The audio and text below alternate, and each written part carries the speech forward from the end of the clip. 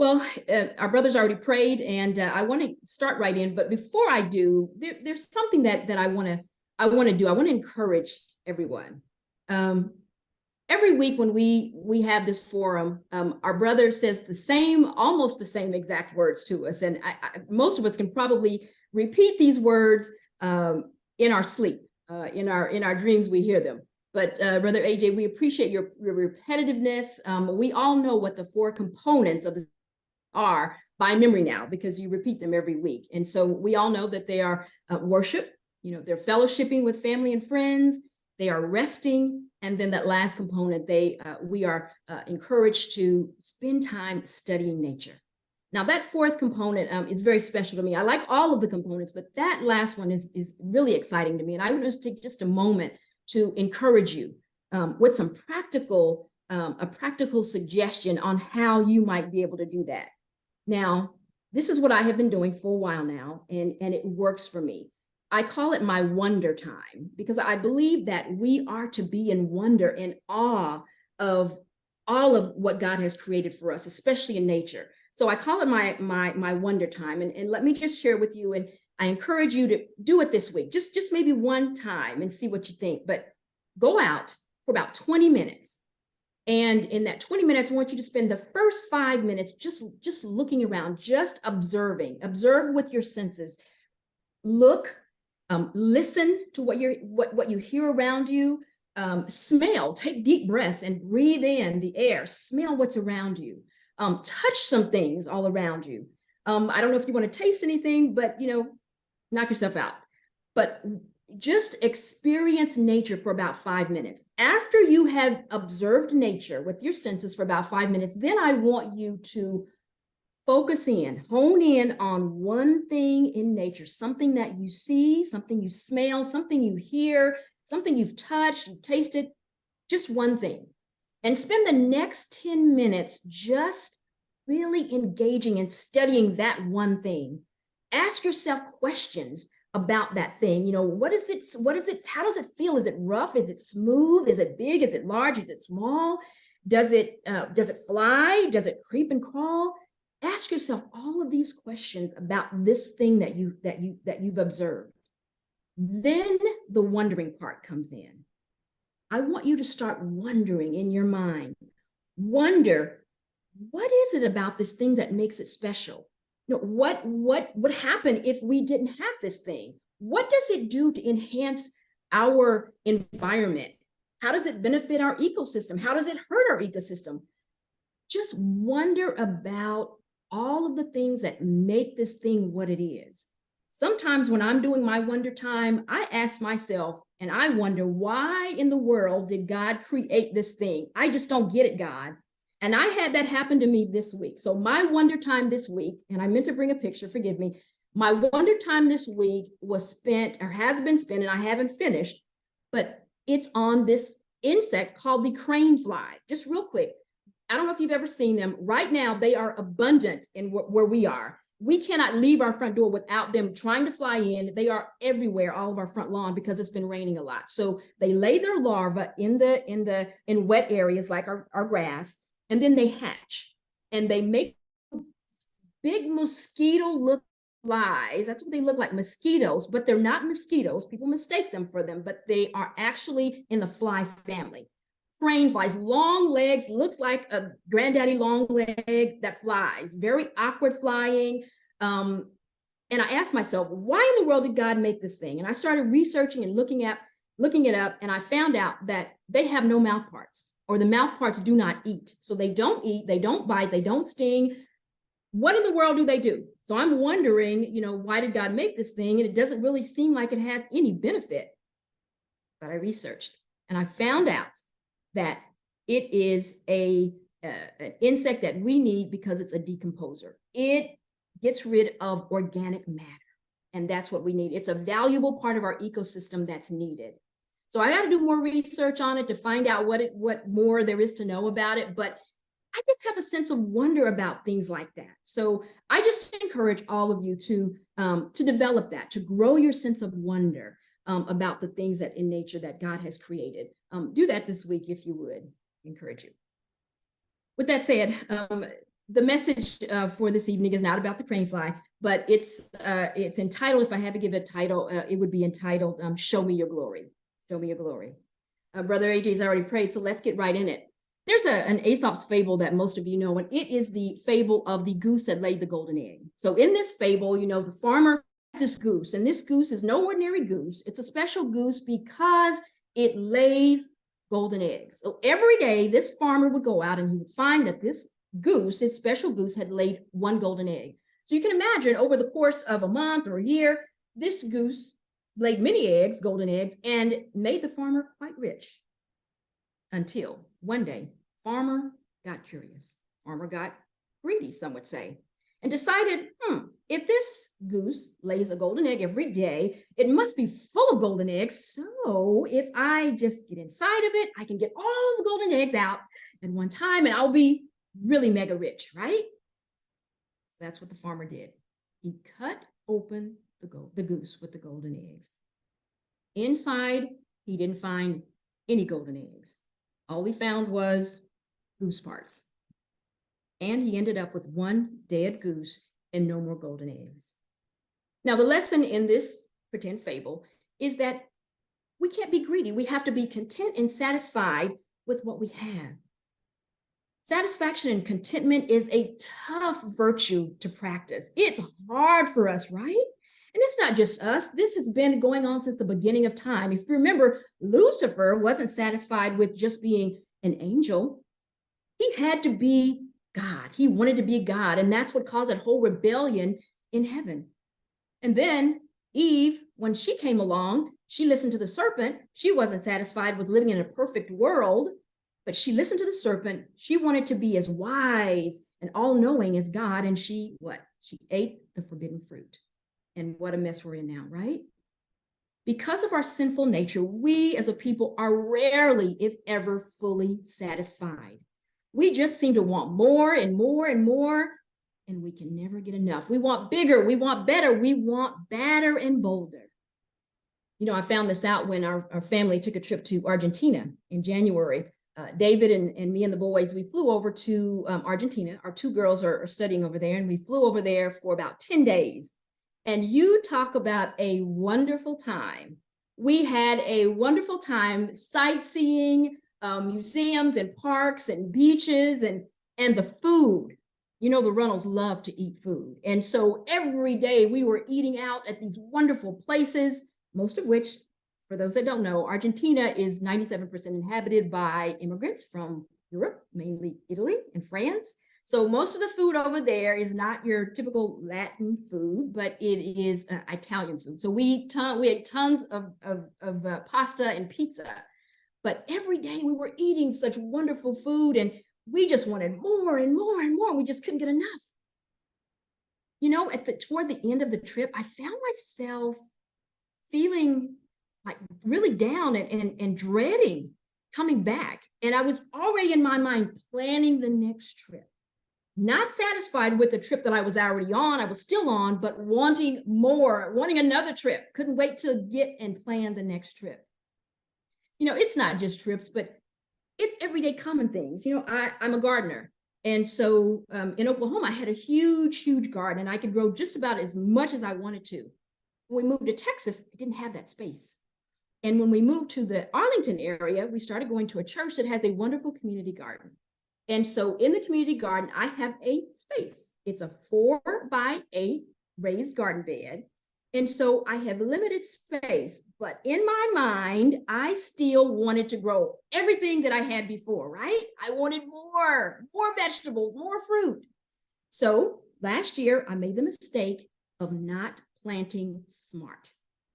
Instead of following the guidelines that say you should only plant things in certain, there should be certain amount of inches between your seeds and between your rows, I cut it in half.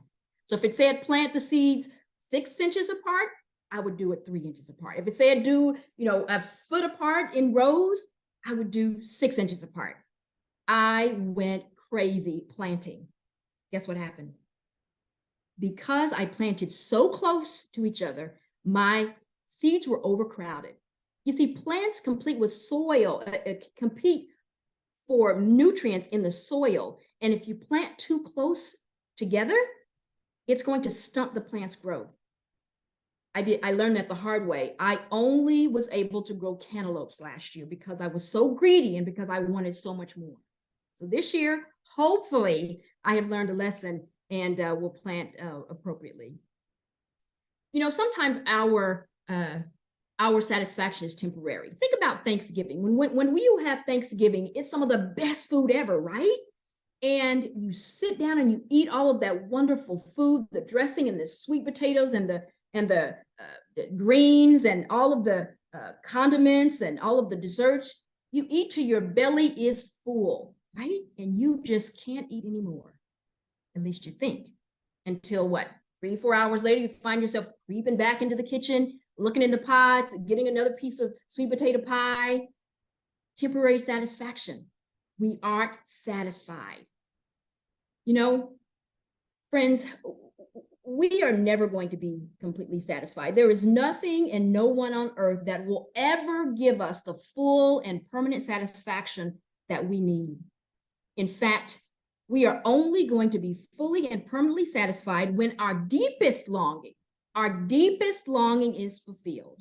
And what is that deepest longing?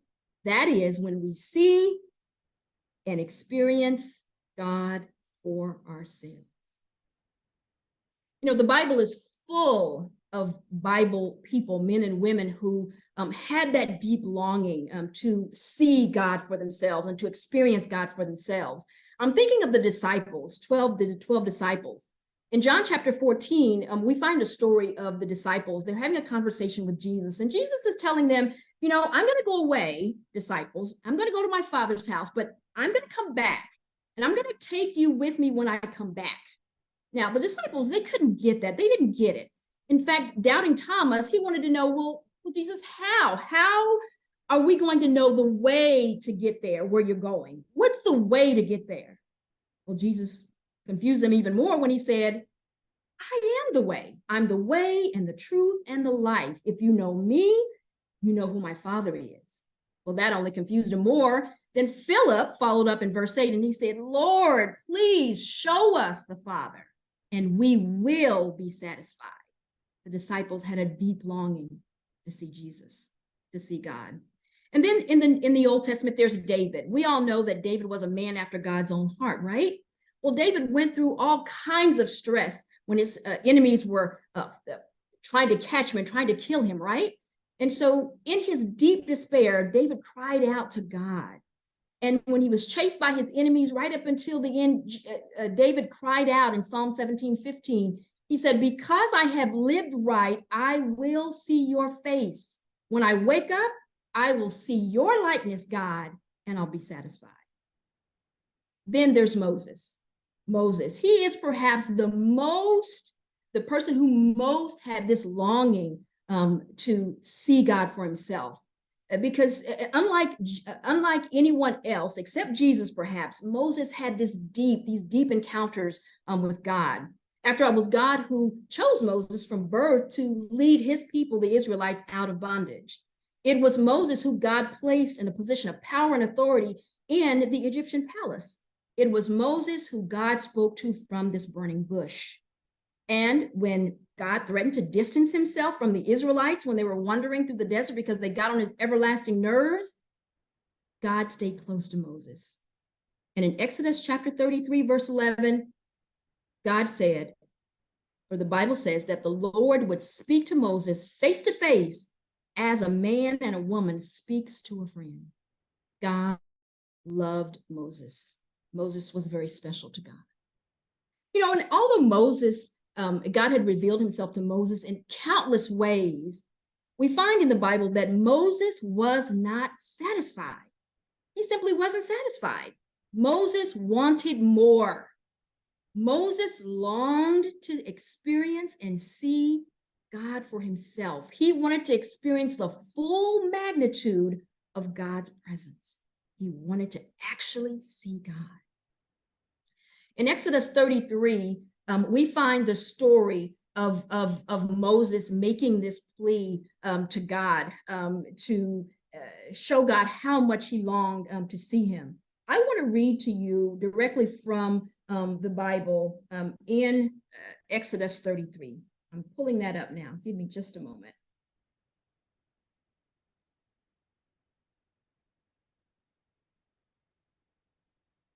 So in Exodus chapter 33, verses 12 through chapter 12, verses 12 through 18, Moses said to God, look, remember, he is speaking to him as a friend.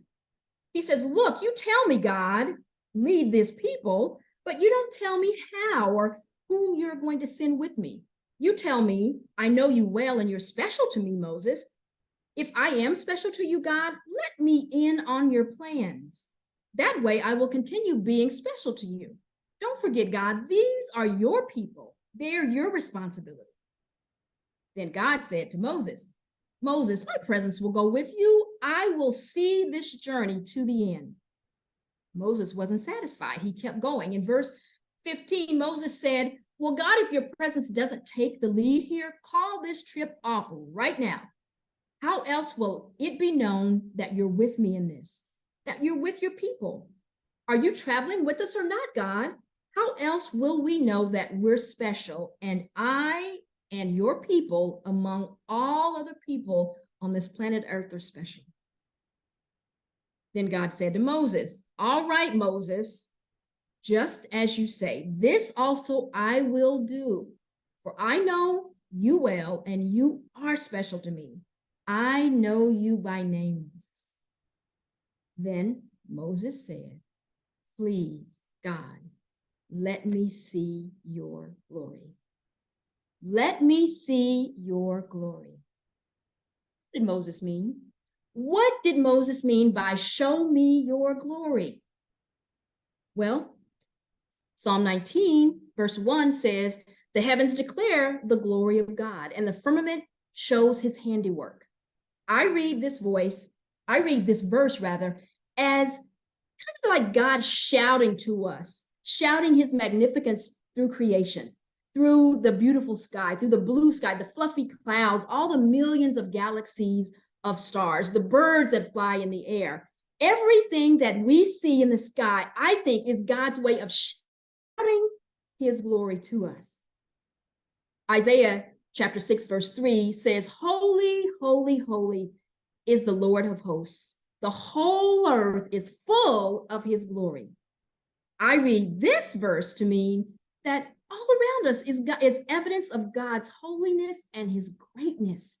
Just look around, everyone, and you will see the glory of God. You know, there's one author that says that the glory of God is the overpowering presence of God. I'd like to think the glory of God means that we literally want to be in God's physical presence and experience the full weight of God's greatness, the full weight of his greatness. Now that is what I call bigger, badder, and bolder. So what did God say when Moses came right out and asked him to show him his glory? What was God's response? Let's look and read what God said. In verses 19, starting at verse 19, this is what God said to Moses when he was asked to show him his glory. God said, I will make my goodness pass right in front of you, Moses. I'll call you out by name.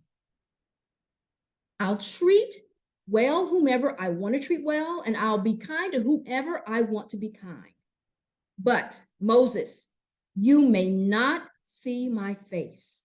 No one can see me and live.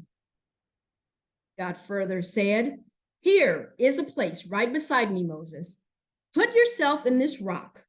When my glory passes by you, Moses, I will put you in the cleft of the rock and cover you with my hand until I have passed by. Then I will take my hand away and you will see my back, but you will not see my face. Wow. This is what I call God doing a one-up. You know, it wasn't enough for God to just listen to Moses and treat him as a friend or special. God did a one-up for him. He didn't just allow Moses to be in his presence, He was going to actually let Moses catch a glimpse of him. Not his face, as he said, because to see God's face, Moses wouldn't have been able to live. The radiance from God's face would have literally instantly killed Moses. But God proved to Moses just how special and favored he was by making a special accommodation, a special provision for Moses. He told him to stand between these crevices of the rock. Then God took his holy hand and he covered Moses until he was able to pass by. He moved his hand and Moses was able to see God's back. What an awesome experience it must have been for Moses to be in the presence of God, to see God for himself. His deepest longing was fulfilled. Friends, as we wrap up, I want to invite you. I want to invite you to experience that deep longing. Let's have that deep longing to experience God, to see God for ourselves just the way that Moses did. You know, because we're sinners by birth and by nature, we're going to die as sinners. We're going to always be dissatisfied and unsatisfied and not content. But we can flip the script. We can flip the script and turn that negative virtue of not being satisfied into something positive. How do we do that? Let's not be content with our present relationship with God. Let's seek God in a bigger, in a better and bolder, better way. Let's not be satisfied until our deepest longing to see and experience God is fulfilled. Let's take a lesson from Moses and let's talk to God as a friend, our best friend. Let's ask and let's plead with God to show us his glory every single day. Let's be mindful. Let's be prayerful, and let's be wise enough to know and to recognize when God is showing us his glory in whatever form he chooses to do that. And finally, when we've experienced God's glory, let's not keep it to ourselves. Let's share the light of God's glory with everyone we encounter so they too will know that we have truly been in God's presence. Amen and thank you.